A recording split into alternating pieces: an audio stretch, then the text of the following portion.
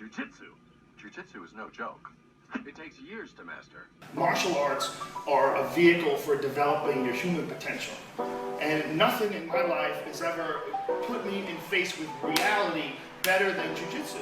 Training in BJJ offers a powerful lens through which to examine some primary human concerns: truth versus delusion, self-knowledge, ethics, and overcoming fear. There's more philosophy in our mats than actually philosophy in any Ivy League school. Welcome to Philosophy. What up, everybody? And welcome to the Philosophy Podcast. Exciting. It's sunny in London. Sunny in London means there are a lot of clouds, but there is a little bit of sun. Yeah. That's amazing. Perfect autumn day. Clean, crisp, and yeah. And since we're talking a very specific weather from a very specific city, what other better topic to talk about than comparing yourself to others?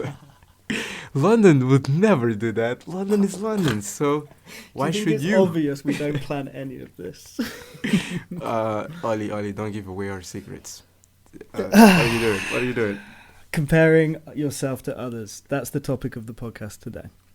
Yes, and I'd like to start by asking Ollie, what do you think you've learned from jiu-jitsu about comparing yourself to others? It's a very good question, Iki. So, as with a lot of things in jiu-jitsu, I recycle information. And I can't remember who said it, but the whole idea of comparing yourself with others is very detrimental. And I think if you scale it right back to the belt system, the reason you can have like a 65-year-old black belt who's been training like 10, 15 years, who can get beat, let's say, by some 25-year-old purple belt and still be a black belt, is the whole point of not comparing yourself to others and basing your jiu-jitsu on how good can your jiu-jitsu be.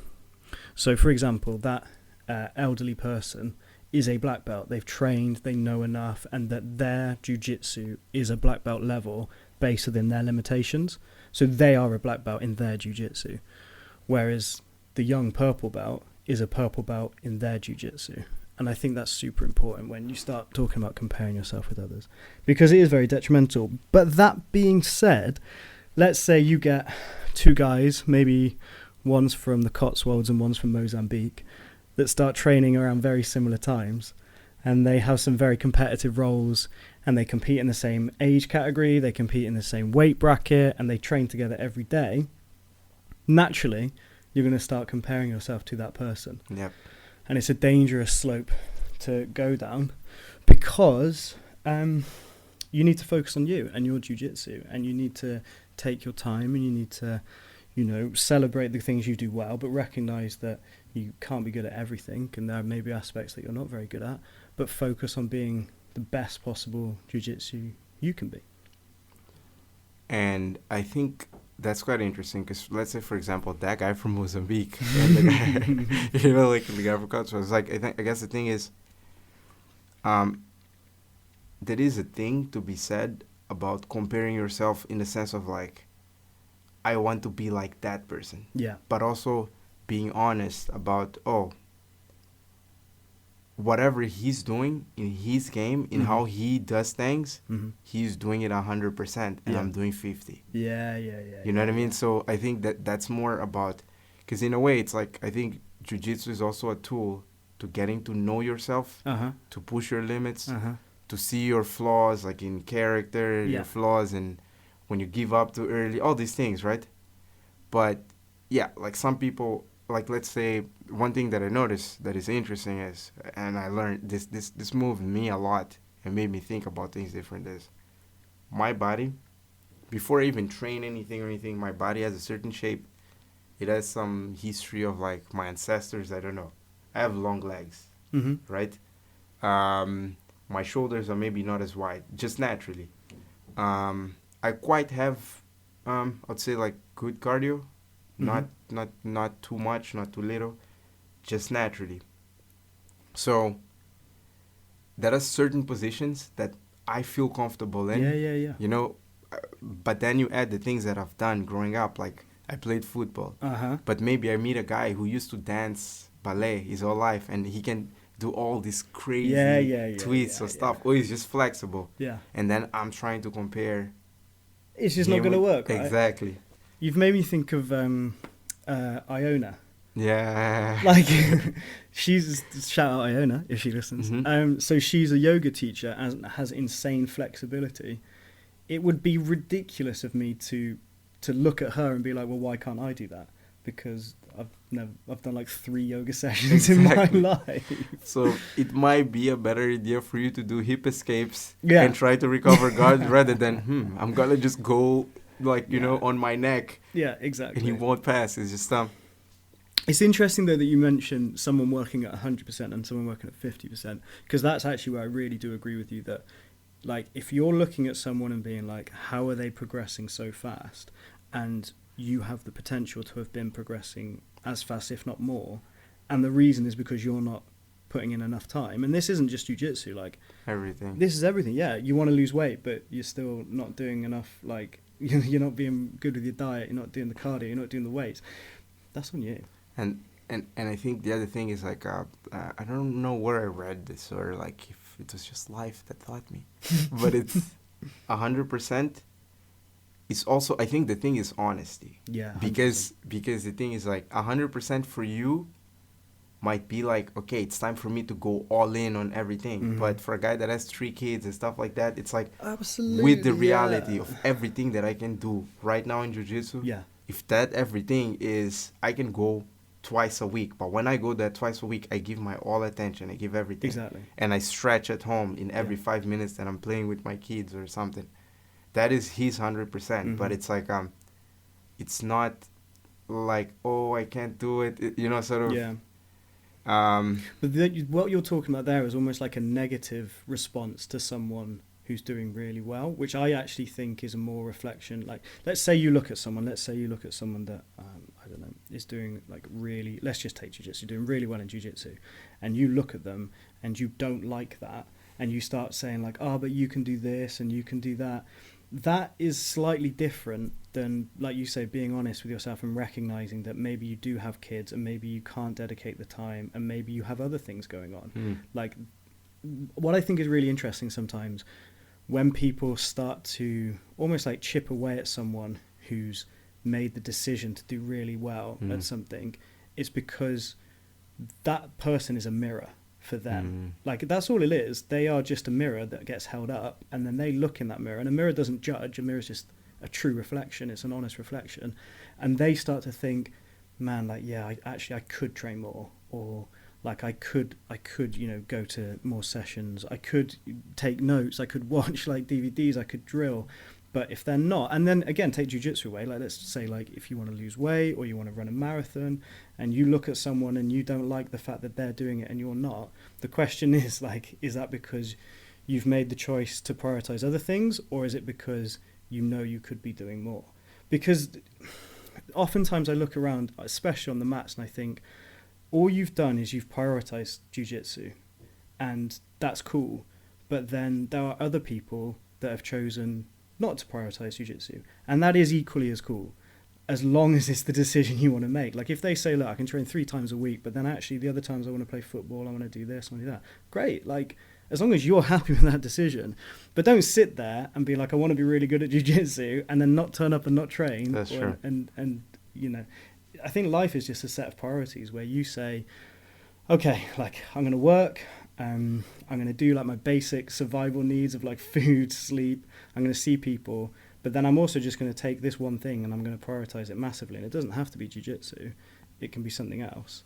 Yeah, and I think the thing, it's also like, the thing I struggle with that is feeling guilty, you know, sort of like, because it's like, it's almost like this thing of, oh, am I, like, if I give so much to this, and it's like almost like being like, it's okay, you know, sort of, because, I mean, also, it has consequences, you know, and I think it's like also like being honest about, are these consequences so bad that I might regret it or not?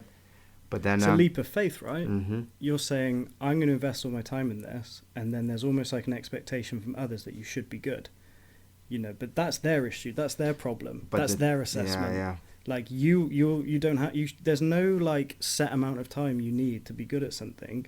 if you say I want to invest my time at this, then it's more about, the love of what you do, and it doesn't necessarily mean you have to turn around and get people's approval. It's, I guess that's a really interesting thing. I think I was watching some videos on man, like I don't know where I went. I don't know how I ended up there on YouTube, but it's we've all been in that exactly. place. It's like exposing fitness guru, right? It's just like this guy goes on. So I think I told you this. I used to be like really overweight. So there was one guy that I did like his gym program, and I lost like 30 kgs. So I just like was looking at like some of his videos and stuff, and now he does these videos where he exposes people in the fitness industry. I'm forgetting his name. It's actually can't say his second name. It's too weird for me to say. I don't know how to say it. But then he was like talking about some of these guys, and one of the things that he was saying, it's like the thing that he struggles with with fitness people on Instagram is you only see the end result. Yeah. You don't see any of the effort and the sacrifice and the hard work, and they're not going and doing something. And it's those priorities, right? Like they're saying, okay, I'm going to prioritize this. There's 3 or 4 things in my life I can prioritize, and this is going to be one of them. But I think one thing that happens is, like when you're scrolling or when you're doing things, I don't think it happens consciously where you notice like, oh, I am comparing myself to this person. Yeah. It's a really hard thing not to do. Not to do, right? But it's like, especially like with routines that we have every day, I think that's how we compare ourselves to others. Yeah. And then maybe sometimes you feel like, maybe I'm not where I am. But it's like you're not looking at it from where was I yesterday?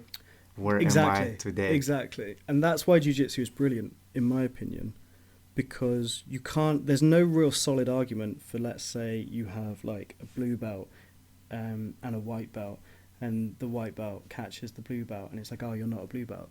Yes, you are. Like, you're a blue belt. You put your time in, you've done the work, and you're a blue belt because your jiu-jitsu is blue belt, based on you.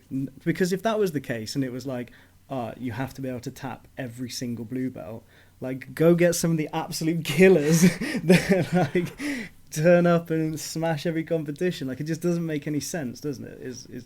You can't square someone off against someone else. I was watching the Khabib fight last night with Josh and Miles. Yeah. As soon as Khabib wins, Josh just turns around. He's a white belt. It's like, but that's all you need. A white belt's all you need to win a UFC title. And that fight was one of the things that made me think a lot about, for example, focusing on doing you. Yeah. Sort of what he did was the extreme basics. And I watched an interview before the fight where they asked him, how do you feel about the fight? And he was like, I've been working on my stand-up a lot. I'm a way better boxer now. And I know people say that I'm one of the greatest grapplers. I am 1,000 times better now. One thing with a guy like Khabib is that you look and what he's doing is so basic that when he says, I'm doing 1,000 times better, it's probably like things that you can't see with your eyes. Only the guy who's fighting him can feel it, because it's like a little twist on the hip and a little bit of his head moving forward, but it's like night and day, right? But it's super basic, and that's the way he fights. And the other thing they asked him, I actually thought of you when they asked him. They're like, because the fight was supposed to be Tony Ferguson prior, and then it was Justin Gaethje. Did anything change? And he said, I am champion. Champion does not matter who comes in front of me. I have to beat him. I don't care about these guys. I train my game, and nobody's going to stop it. There's a few people that said that to me. Like Pat, when he was talking about how he got ranked number 1 at blue belt. He was like, I didn't care. It doesn't matter. I don't think about the other guys. I think about me, and I train for me.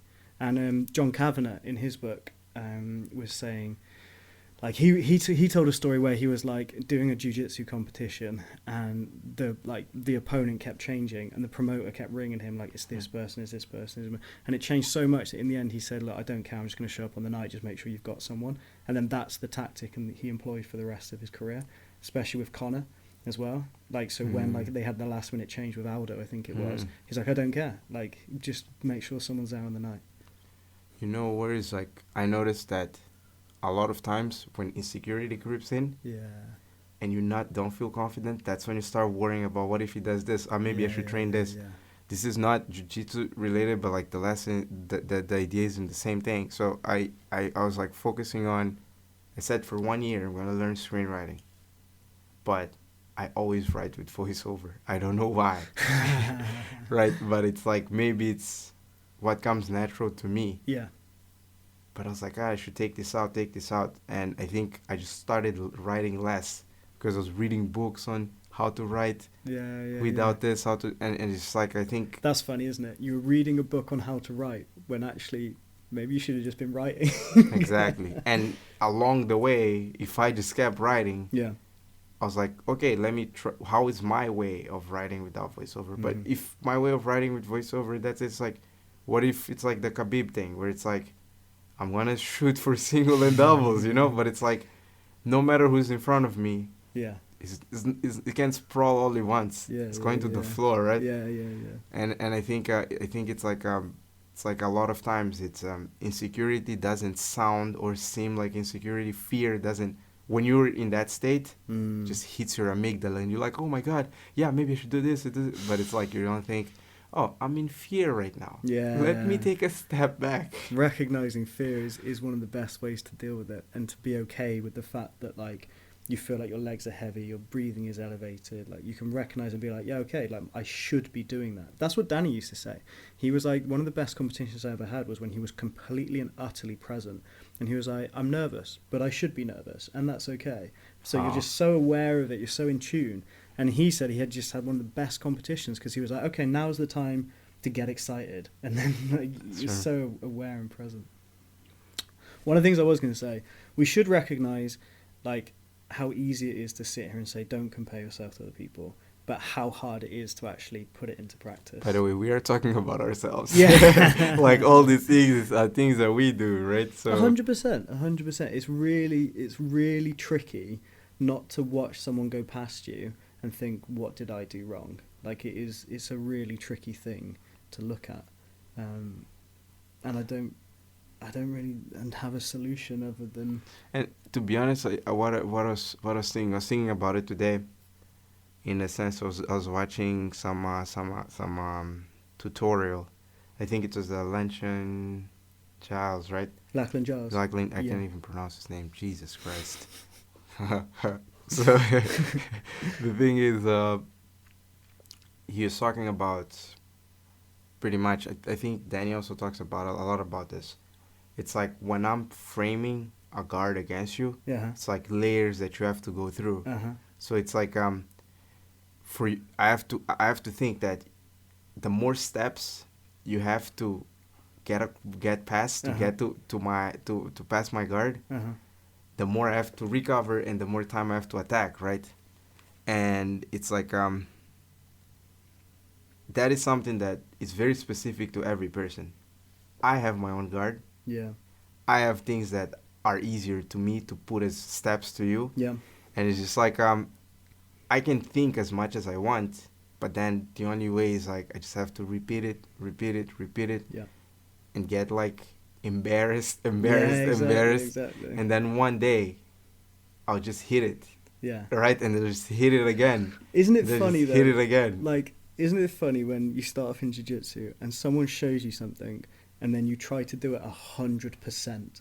Like, in no other profession or sport or hobby or activity, like if someone gave you a violin, you wouldn't just suddenly try and like smack, like hit it. You just go really slow and you'd practice getting like the movements and the fingers, and then you'd practice like phrasing, and then eventually you would like be able to pull a tune out. But when someone like goes, right, okay, like this is what you do to do a choke or to set up an armbar, and you go 100%. You're like, it just makes no sense. And you expect that, I saw it, I do it. Yeah, exactly. And it's like about, and it's a really complex thing. That's so crazy. It's the same as if you're watching Beyonce. Yeah. Someone goes like, okay, go sing. And you're and it's like, no, just singing, dancing, jumping around, blah, blah, blah. And you're like, oh, stop the song. Yeah. And you just start doing it exactly the same. I think John Danaher talks about that, but he's talking about panic. He's like, if I got you to do a math situation, you wouldn't panic. Panic wouldn't help you or solve the problem. He's like, when you find yourself in a bad situation in jiu-jitsu, like, people panic. And it's understandable because, again, like adrenaline, fight, and like it's a very different situation to a maths problem. But the point he's making is pretty sound, which is in no other situation does panicking help. So you need to try and employ that into jiu-jitsu and remove the sense of panic. One thing I was thinking now, like especially like you before training jiu-jitsu, you used to lift heavy weights, right? You used to be a big boy. Weight got moved. Yeah. So I think that might have come across to you an idea when you first started sparring was, 100%. oh, maybe I can just throw him. 100%. Right? Yeah. Well, that's where the whole believe in biceps thing came, because Danny got so sick and tired of me trying to like muscle everything. He was like, bro, like you really need to stop trying to bicep your way through everything. And I as a joke was like, nah, believe in biceps. Yeah. But he's true. Like, trust me, if there was a way to just like muscle your way through a move, I'd have been there, because it's the first thing I try and do. I try and do it's it like, that. do you think like that's a good example? Because like you probably weren't thinking I'm gonna muscle my way through it. No, 100% not. Like, you kind of think it makes sense, like strength, ferocity, like blah. But if you're doing the move fundamentally wrong, all you're doing is the move really wrong with a lot of strength and intensity. Yeah. But a bad move is just a bad move, no matter what pace you go. And he was right. Technique, slow it down, focus in on it, and then once you know how to do it, then you can start to add, you know, the strength or the pressure, or you know, the pain. Because yeah, that's one thing like I noticed changed a lot in your game. It's like it's not like you got less strong. You're still as strong, but you don't rely as much on it. No, because you can't. Because if you go up against someone that's stronger than you and your technique is bad, then it's just not going to work. It really is not going to work, and that's a really hard lesson to learn. But I guess in reality, like, it took like a time. It's just like doing it over and over, catching yourself, and then next thing you know, you like probably didn't notice anymore that I'm trying to power my way through. That touches on something I think about a lot, actually. Our coaches see everything. Like, they see us do well, but more importantly, do they see us learn? And I would say like 90 to 95% of that is mistakes and bad stuff. And like, do you know what I mean? Yeah. They are in like almost like a really privileged position. But for us, they see everything. They see every wrong move, every mess up, every like piece of absolute rubbish you try and pull off. They get to witness that all. And for you, there's no point having some like weird ego or like imagination of what you are, because you can't hide from that when they see it all happen. Yeah, and like I mean, I tend to get carried away by like flashy things, you know, like sort of like leg lock from somewhere where you're like I'm gonna roll into the seminary, and it's like, bro, recover guard. You know, it's like how many times, bro? I saw this thing on YouTube. Exactly, and it's I feel like that's one thing I've been working on. It's like it's that, and also getting too excited way too early, right? Like, oh, just go. Yeah. And you rush it. Exactly. Yeah. So it's really trying to think of, I am at step 1. I need to get to step 3. Mm-hmm. What are the options in front of me? Like really trying to think, and it's like it's actually okay. Even if for the next few months things slow down, maybe I don't get what I want, but I understand what's going on. Yeah, and I think that's it. Understanding what's going on. It's almost like someone's giving you the answers to a test sometimes. Like, I remember Cyborg, he did something where he was basically doing a pass. He dropped the shoulder, you switch the hips, and then you hold him in side control. And he was like, what they're basically going to do is they're going to load up and they're going to push 3 times, like really heavily. And you just got to ride it. Then you progress. I remember one time in a competition, I got into that position. I just remember him saying it, and I was like, okay, I'm going to wait. And sure enough, the guy pushed 3 times, and then I progressed. And it was almost like, It literally was like someone gave me the answer, but you have to employ Be that there and- patient, yeah. like think about it. And it's like the thing also, like with something like jiu-jitsu is like, let's say you can't just talk about it, right? Like it's like only by like doing it. It's like because it's like I think that if I shot, I remember like there was one time when lockdown just started, I was like shooting in the park by myself, and I sent a text to the group. I was like, "Oh man, I think my takedowns are getting better." And you said, "Of course, there is no one that you're taking down. You're just shooting through air. Of course, they're getting better." Like, but yeah, like it's really interesting. There are many champions who won. Like, I mean, I keep talking about this guy because one of my favorite fighters, Bernardo Faria, only pulls half guard. Gets the sweep, passes guard, and finishes. Against the best ever. Yeah. That's all he does. Roger Gracie mounts, and it's like they found what works for them, and I guess what works for them, it's what they like. And I guess like what you like also makes a big difference, because when I like something, I want to train it. I want to improve it. It's tricky though, especially for myself at the lower belts, where it's like I sometimes feel myself doing something and it makes perfect sense. Like I'm not saying I'm insanely good at it, but I see it and I'm like, okay, yeah, I understand that, and then that helps me, do it a bit better than if I'd have struggled with it. And I sometimes see a game or a guard that I really struggle with, and I think what's important is you at least have to know everything, as much as you possibly can, because then you can start to refine and choose your game and go where you want to go. Yeah, because I also think like the other thing that can happen is like your ego can be like, oh no, I am the spider guard guy. Yeah, I'm this guy. Yeah, I'm this guy. It's like what? It's like and I always think that they're like, what if something happens and like you can't be the spider guy, Yeah. or you go up against some guy and he's better at getting past spider guard than you are at spider guard. Like, what's your fallback? Yeah.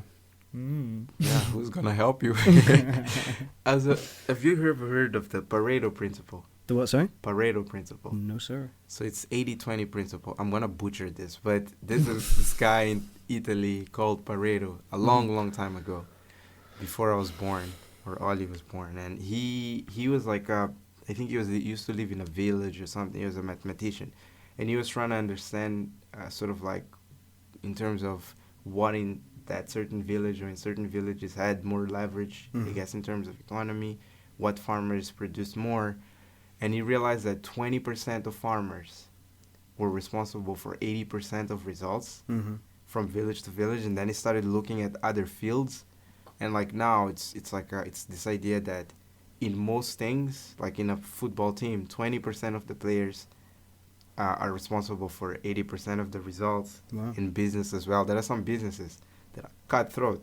They fire their clients and they stick only with the 20%. Really? Yeah, I remember there's a company that what they do is they take the blame over the results after, so they only focus on hiring. That's their Pareto 20%, right? So it's like if someone on the team is doing bad, they fire the person, but they're like, I'm sorry, we did a mistake. You are not a perfect, you don't suit this team.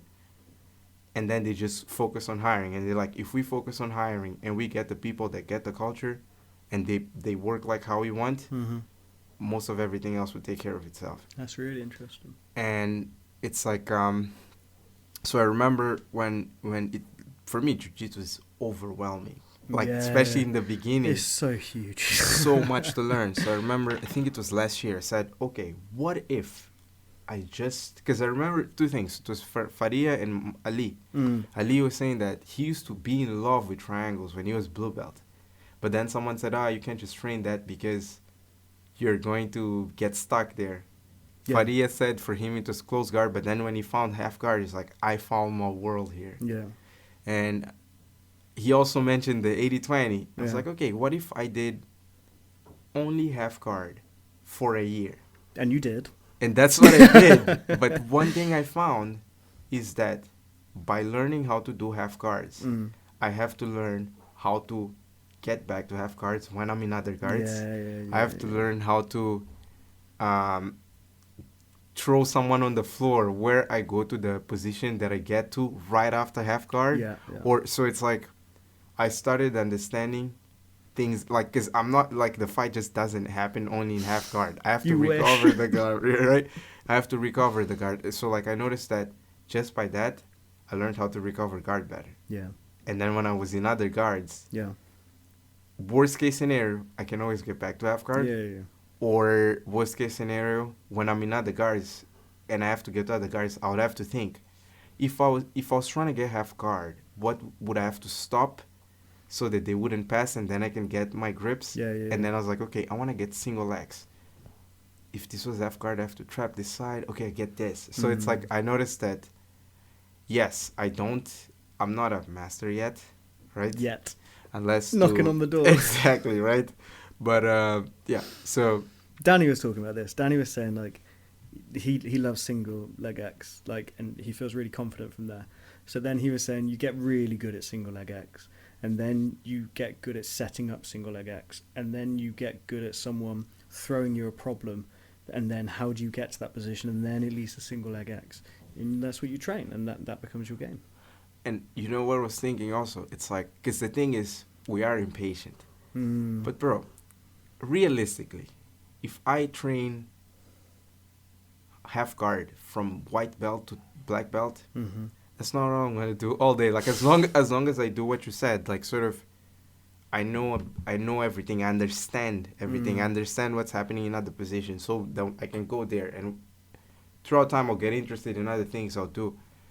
Like now, I'm not so into half guard, but still. Yeah, but it's like, I was just thinking, it's like, you will get in other positions, but it's like, it's just like a thought of, oh, what is that 20%? Like today, if I could only train 30 minutes, what would feel like the most, what would give the most of the results?